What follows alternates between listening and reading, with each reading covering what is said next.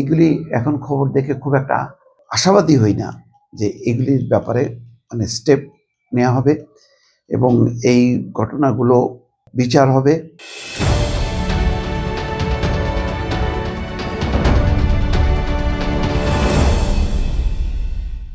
অবস্থা দেখেন, এখন খবরে আসছে যে 531 কোটি টাকা আত্মসাতের অভিযোগে বাংলাদেশ ব্যাংকের সাবেক গভর্নর আতিউর রহমান সহ 25 জনের বিরুদ্ধে গ্রেপ্তারি পরোয়ানা। আতিউর রহমান অর্থনীতিবিদ,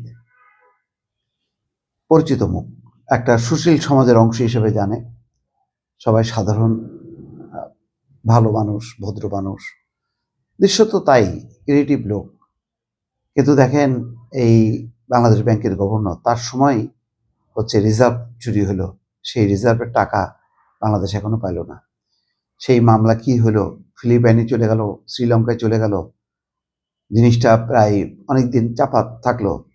এটা নিয়ে তখন যেই মুহিত সাহেব কত রাগারাগি করলেন, তো কিছুই হলো না এবং কার্যকরভাবে তখনই কোনো স্টেপ নেওয়া হলো না।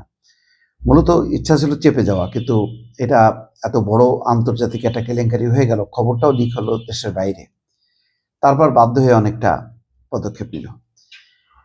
এইরকম আতিউর রহমান সহ কি পরিমাণ লোকজন গত 15 বছরে লুটপাটের অংশীদার হয়েছে, দুর্নীতির অংশীদার হয়েছে। দুর্ভাগ্যজনকভাবে 111 সরকার যত কার্যকরভাবে এই সমস্ত লুটেরাকে পাকড়াও করতে পারছে, দ্রুত আইনের আওতায় আনতে পারছে, এখানে কিন্তু একদম ঢিলাঢালা, যার জন্য আজকে দেখেন কতদিন পর এটার পদক্ষেপ নিচ্ছে।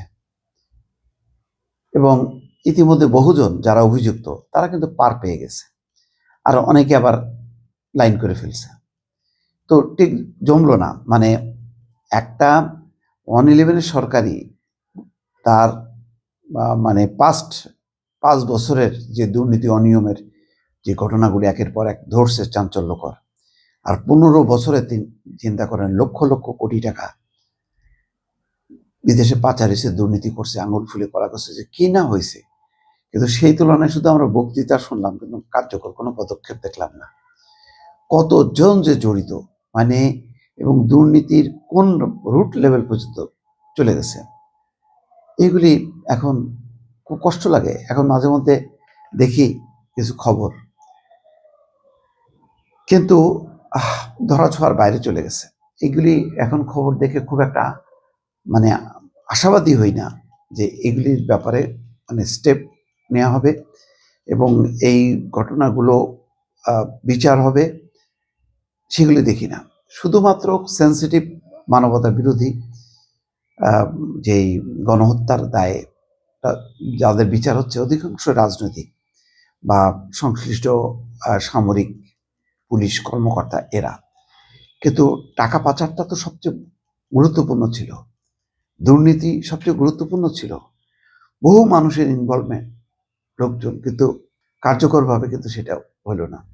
আজকে বেশ একটু গ্যাপে দেখলাম এদেরকে, কিন্তু ধরা ছোঁয়ার বাইরে কিন্তু আছে অনেকেই। এই জন্য আপনি কাউকে ছাড় দেবেন, কাউকে ধরবেন, এই পলিসিতে দুর্নীতির কিন্তু মূলোৎপাটন হয় না, দুর্নীতি দমন হয় না। এই সরকারের খুব বড় বড় বা ভালো ভালো মডেল কোনো উদাহরণ রেখে যাচ্ছে না, এটাই কষ্ট আর কি, দর্শক।